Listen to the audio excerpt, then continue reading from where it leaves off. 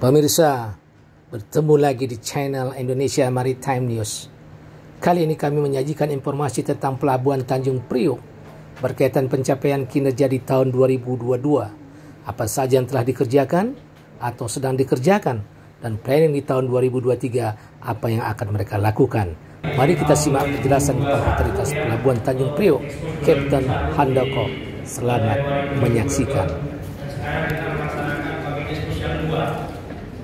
Di capaian kinerja 2022 yang disampaikan di awal tahun 2023. Ini adalah langkah kolaborasi untuk menunjukkan bahwa mengurus Pelabuhan Tanjung Priok ini tidak bisa sendiri, harus dilakukan bersama-sama. Dan ini tentunya juga mempermudah teman-teman media atau masyarakat yang ingin mengetahui seberapa sih capaian kinerja dicapai oleh Pelabuhan Tanjung Priok dari berbagai tugas dan fungsi, mulai dari regulator maupun dari pelaksana pelabuhan atau yang melaksanakan bisnis pelabuhan. Saya kira kita sepakat bahwa Tanjung Priok hari ini dan nanti dan sampai kapanpun akan selalu menarik untuk dibahas, karena ini adalah pelabuhan terbesar, pelabuhan tertua, kemudian pelabuhan yang menjadi parameter ekonomi nasional, pelabuhan yang menjadi hub sekaligus gate in, gate out untuk ekspor impor, pasti akan selalu dicermati oleh publik, oleh pengamat ekonomi, oleh pengamat perdagangan, dan tentunya teman-teman media. Terima kasih sudah bisa hadir pagi ini. Saya ingin mengucapkan selamat tahun baru 2023. Mudah-mudahan tahun 2023 kita bisa bersama-sama mengawal Pelabuhan Tanjung Priok menjadi pelabuhan yang berkelas internasional, menjadi pelabuhan yang makin efektif, makin efisien biaya pelabuhannya, dan tentunya makin menunjukkan integritas yang lebih bagus di dalam pelayanan. Karena ini adalah paparan yang pertama disampaikan, saya ingin memberikan pengantar sebelum nanti masing-masing pimpinan instansi akan menyampaikan. Bapak Ibu sekalian, beberapa waktu yang lalu ketika peluncuran aksi Stranas PK disampaikan oleh beberapa pimpinan negara, Pak Menteri, di mana pelabuhan dituntut untuk makin efektif dan efisien. Parameter yang paling mudah adalah dilihat dari biaya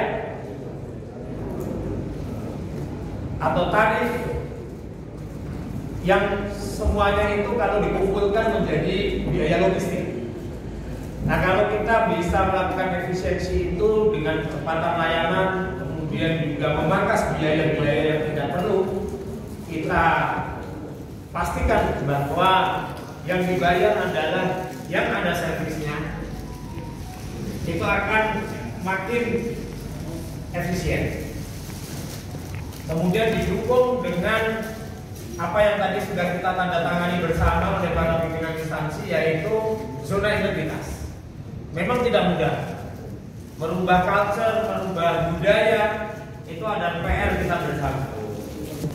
Untuk itu setiap tahun kita selalu merefresh, ya, memperbarui komitmen kita. Siapapun yang diberikan amanah menjadi pimpinan di Pelabuhan Tanjung Priok harus menjaga komitmen untuk mewujudkan zona integritas bersama.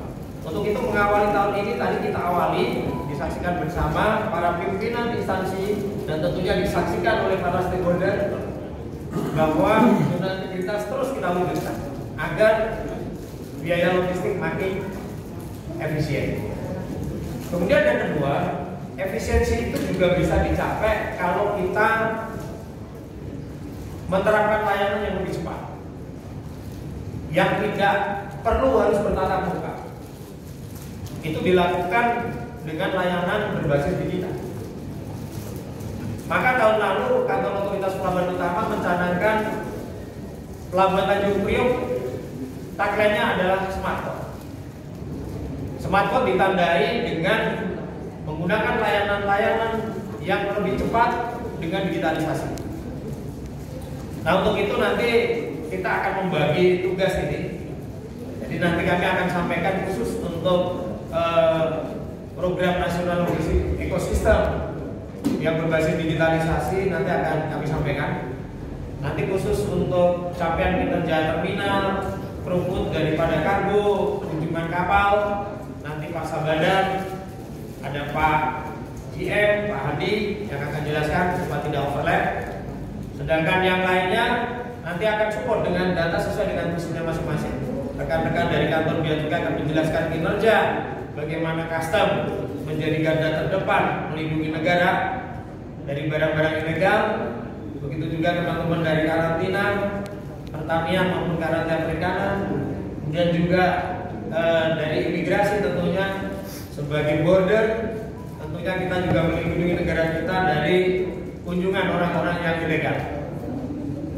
Kemudian juga dari kantor kesehatan pelabuhan, karena alhamdulillah kita baru saja melewati masa yang cukup sulit, hampir 2 tahun kita dilanda COVID. Tentunya perhatian-perhatian dan kinerja apa yang sudah dilakukan oleh kantor kesehatan pelabuhan juga nanti akan disampaikan oleh beliau. Dan nanti yang terakhir tentunya adalah jaminan keamanan dan ketertiban. Nanti bersama kita, Bu Yunita selaku pelaksana tugas Polres Pelabuhan juga akan menyampaikan bagaimana kinerja keamanan dan ketertiban. Terutama kalau di Priok ini selalu isunya macet. Kita sudah punya suatu tim yang sudah bekerja hampir kurang lebih 2 tahun yang kita kenal sebagai Safety Improvement Task Force, di mana di sana kita selalu mendeteksi adanya kemacetan dari awal sehingga tidak sampai menjadi besar. Bapak Ibu sekalian, lanjut untuk otoritas pelabuhan paparannya. Saya akan memulai dari capaian penerimaan negara bukan pajak, karena ini adalah salah satu indikator yang diukur bagaimana Badan Usaha Pelabuhan itu melaksanakan kewajibannya membayar konsesi dan penerimaan negara bukan pajak dari usaha pelabuhan. Di sini dapat kita lihat bahwa kalau dibandingkan tahun 2021, tahun 2022 ada kenaikan sebesar 112%, di mana tahun lalu pendapatan negara bukan pajak sebesar 346,4 miliar, tahun ini mencapai 413,162 miliar, jadi naiknya 112%, di mana dari jasa kepelabuhanan diperoleh 180,3 miliar, kemudian jasa transportasi lainnya 6,1 miliar, dan dari konsesi sebesar 122,8 miliar. Nanti untuk jasa dari perkapalan akan disampaikan oleh Pak Saban. Ini menunjukkan bahwa kepatuhan BUP dan usaha-usaha terkaitnya di dalam membayar PNBP makin bagus, dan kita ketahui bahwa PNBP dan konsesi merupakan sumber pembiayaan negara. Pelabuhan Tanjung Priok menempati rekor atau capaian tertinggi dibandingkan pelabuhan lain. Karena kalau tidak ya malu, karena pelabuhan paling besar ya. Jadi kita bersyukur bahwa bisa menaikkan daripada pendapatan PNBP dan konsesi dari jasa kepelabuhanan. Berikutnya, khusus untuk data yang terkait seberapa banyak perusahaan yang berusaha di Pelabuhan Tanjung Priok, sebagaimana kita ketahui bahwa setiap yang melaksanakan kegiatan usaha di Pelabuhan Tanjung Priok harus melakukan registrasi pemberitahuan melakukan kegiatan usaha. Dari data statistik ini kita bisa lihat bahwa data yang tertinggi melonjak dengan pesatnya data perusahaan adalah tracking sebesar 866 perusahaan. Nah, ini mungkin teman-teman media tanya kok bisa langsung lonjak naik tinggi? Ya, karena ini kita sudah menerapkan single track ID, di mana single track ID mewajibkan bahwa semua truk dan perusahaan yang mengoperasikan truk keluar masuk Pelabuhan Tanjung Priok harus mendaftar. Kemudian disusul yang kedua di bawahnya adalah jasa pengurusan transportasi sebesar 224. Kemudian berikutnya adalah usaha angkutan laut atau SIUPAL 216 dan SIUKK atau keagenan kapal sebesar 138. Kemudian di bawahnya ada perusahaan bongkar muat tercatat sebesar 109. Lanjut. Selain data-data yang tercatat di Nampotnet yang tadi baru saja kami sampaikan, ada juga PMKU ya, karena jumlahnya tidak terlalu banyak, masih didaftarkan secara non-Nampotnet. Ini banyak sekali, ada sekitar 22 jenis usaha, mulai dari supplier bahan bakar, air tawar, leveransir, depo peti kemas, kemudian ada fumigasi, ada mooring, kemudian ada salvage, teli, tank cleaning, TPS, surveyor, dan lain-lain. Total jumlahnya 122 perusahaan. Inilah yang selama ini meramaikan usaha di Pelabuhan Tanjung Priok, sehingga makin layanannya makin 24/7, kemudian juga rumputnya terdukung makin lama makin besar. Lanjut. Ini adalah data terkait dengan penerapan STID. Jadi STID ini sudah kita jalankan kurang lebih sekitar sudah 1,5 tahun, karena kita mulainya waktu itu adalah di 2021 ya, pertengahan ya, di bulan September. Nah, dari sini kita bisa lihat bahwa total dari perusahaan yang mendaftar melalui perusahaan itu dari Asosiasi Aprindo sebesar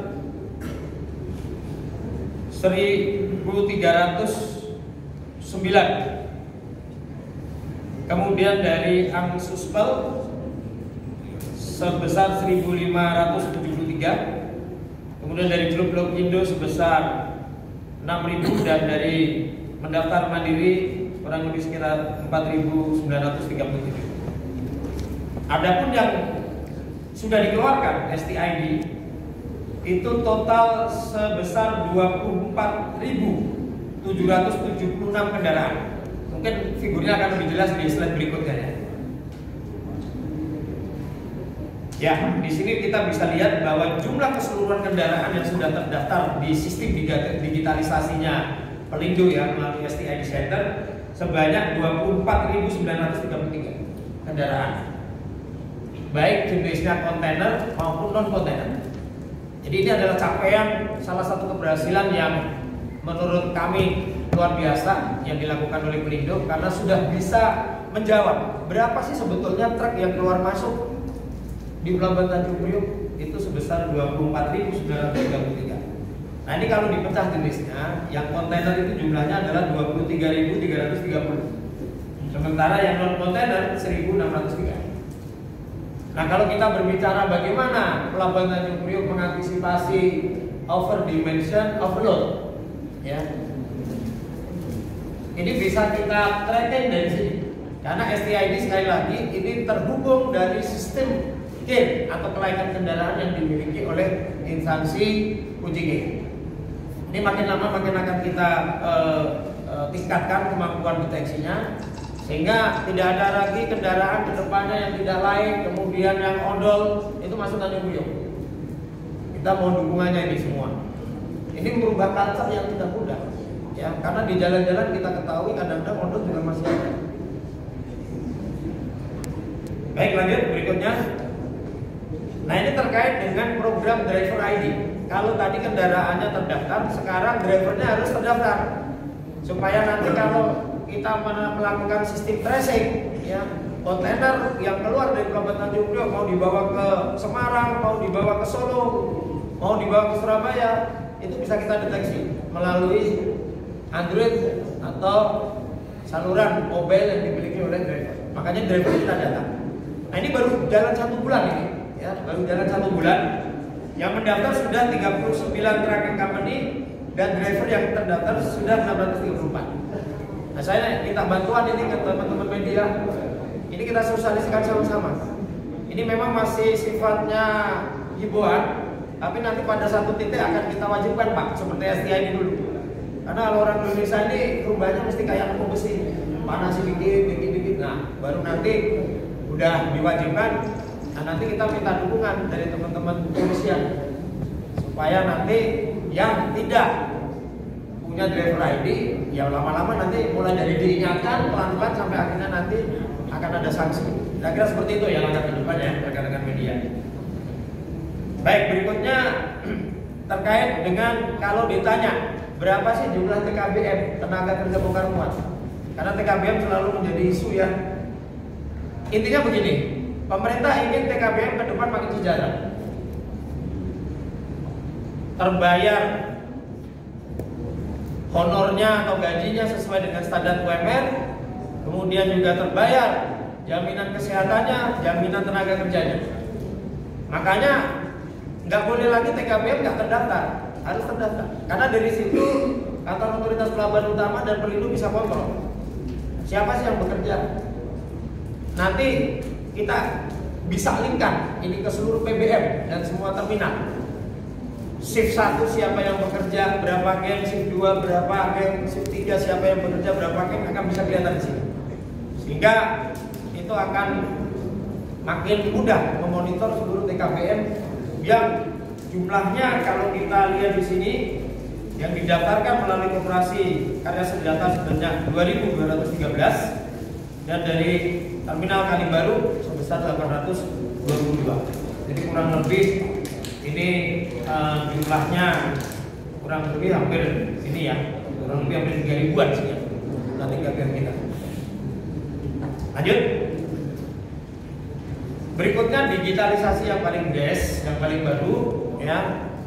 Ini adalah terminal booking system yang sebagaimana kita ketahui ini kita lakukan pilotingnya pertama adalah di JCT ya. Nah, sebetulnya ini akan kita berlakukan awalnya pertanggal 1 Januari itu untuk semua secara massal. Tapi karena kemarin kita ada sedikit musibah ya, ada gangguan di sistem informasi ya karena hack. Ini agak sedikit kita rem sedikit ya, menunggu kesiapan dari rekan-rekan JCT. Jadi ini kita mulai dulu dengan piloting full cycle ya, full cycle. Ini sudah kita mulai kemarin tanggal 2 Januari pukul 00.01 WIB ya sampai nanti 31 Januari. Jadi kita kasih waktu JCT 1 bulan aja. Dan ini kita minta full cycle ini dilakukan dengan satu customernya JCT yang paling besar, yang paling firm. Dipilihlah PT Cikarang Inland Port. Kalau dulu kita tahunya Cikarang Dry Port ya, sekarang namanya Cikarang Inland Port. Kemudian nanti di tahap kedua, mulai tanggal 1 Februari jam 00.01 sampai tanggal 28 Februari, jadi sampai akhir Februari bulan kedua, nanti akan ditambah lagi 2 perusahaan lainnya. Nanti akan menyusul diinformasikan. Dan diharapkan nanti setelah akhir Februari di bulan Maret kita mohon doanya sama-sama rekan-rekan media dan seluruh masyarakat, mudah-mudahan sudah bisa dilakukan secara massal seperti halnya STI. Kalau nanti ini berhasil piloting yang ada di JCT, maka nanti akan disusul terminal yang lain, Koja, NPCT, dan nanti juga tentunya di wilayah di TO3 di IPCTPK. Sehingga diharapkan setidak-tidaknya selama 1 tahun ini kita belajar sama waktu dengan STID kita hampir 1 tahun, TBS juga terminal booking system 1 tahun. Diharapkan nanti 2024 sudah full semua terminal booking system berlaku di Pelabuhan Tanjung Priok. Lanjut. Berikutnya adalah digitalisasi bekerjasama dengan LNSB yang kita kenal sebagai Single Submission Pengangkut atau SSM Pengangkut. Ini dimulai baru pertengahan 2022 ya untuk satu siklus kedatangan kapal, tetapi belum keberangkatan untuk impor ya, untuk impor. Ekspor impor maksudnya, untuk ekspor impor ya, untuk ekspor impor. Nah, itu sejak Juli sampai dengan Desember kita sudah berhasil menguji coba sebesar 118 layanan dengan jumlah kapal 324 kapal asing gitu. Jika ini nanti berhasil, maka akan kita lanjutkan nanti bersama-sama dengan LNSW dan tentunya dengan seluruh instansi. Saya ingatkan kembali bahwa SSM Pengangkut adalah aplikasi tunggal di mana di semua data, semua instansi, ya, otoritas pelabuhan, sah bandar, imigrasi, kemudian kantor karantina, bea cukai, itu datanya sudah di situ, ya, sumber set datanya satu. Jadi artinya nanti tidak perlu lagi harus input satu-satu, ya. Jadi tujuan seperti itu. Karena ini kadang-kadang masih banyak yang salah persepsi. Ini nambah-nambahin kerjaan. Tapi kalau ini sudah jalan, ya, nanti tidak akan ada duplikasi data, Bapak Ibu sekalian. Kalau ini sudah berhasil. Ya, ini memang bertahap karena tidak mudah.